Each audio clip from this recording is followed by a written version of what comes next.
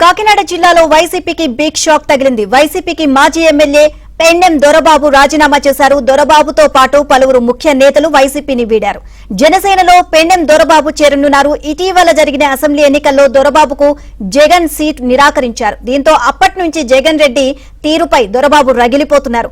వైసీపీలో తగిన ప్రాధాన్యం గుర్తింపు లేకపోవడంతో పార్టీని వీడుతున్నట్లు దొరబాబు తెలియజేశారు. గత 4 నెలలుగా జరిగినటువంటి పరిస్థితుల్లో మీ అందరికీ తెలుసు. దాంట్లో భాగంగా ఈ రోజున నేను వైఎస్ఆర్ కాంగ్రెస్ పార్టీ రాజీనామా చేస్తున్నాను. అలాగే పిఠాపురం ప్రజలకి ఎల్లప్పుడూ కూడా నేను రాజీనామా చేసిన మరి ఏ రకంగా పార్టీ నాయకులు, మా కేడర్లు, సర్పంచులు, ఎంపీడీసీలు, కౌన్సిలర్లు అందరూ కూడా సమాలోచన చేసి వారందరి అభీష్టం మేరకు త్వరలో ప్రణాళిక మీ అందరికీ కూడా మీ అందరి సమస్యలు నేను చేస్తాను. ఏదైనా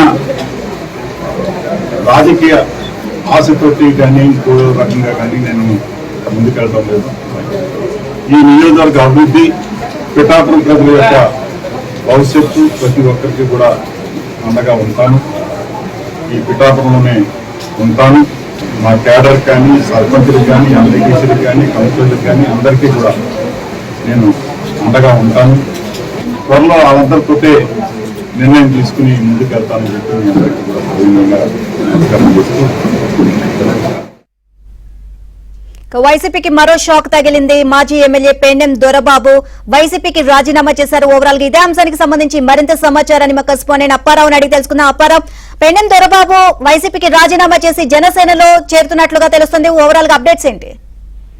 నీలిమ, కాకినాడ జిల్లాలో వైసీపీకి పెద్ద షాక్ తగిలిందని చెప్పాలి. పిఠాపురం నియోజకవర్గ మాజీ ఎమ్మెల్యే పెండెం దొరబాబు వైసీపీకి రామ్ చెప్పేశారు. తాను వైసీపీలో అసలు ఉండలేనని కూడా తేల్చి చెప్పేశారు. ఆ రకంగా చెప్పాలంటే గడిచిన అసెంబ్లీ ఎన్నికలప్పటి నుంచి కూడా సిట్టింగ్ ఎమ్మెల్యే పెండెం దొరబాబు జగన్ తీరుపై తీవ్ర ఆగ్రహంగా ఉన్నారు.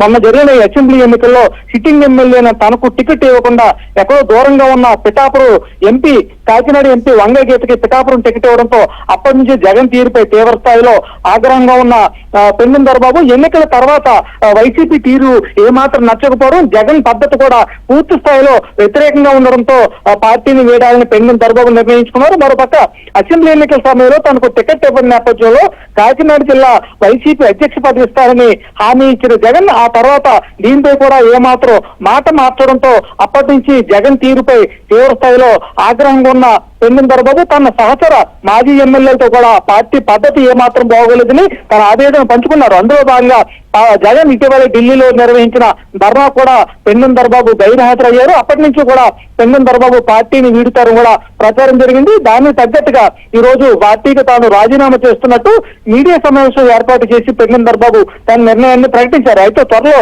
జనసేనలో చేరే అవకాశం కూడా ప్రచారం జరుగుతుంది. ప్రస్తుతం అయితే రేపు ఎల్లుండిలో పార్టీ కార్యకర్తలు తన శ్రేయోభిలాషులతో సమావేశం ఏర్పాటు చేసుకుని తదుపరి కార్యాచరణ ప్రకటిస్తానని కూడా చెప్తున్నారు.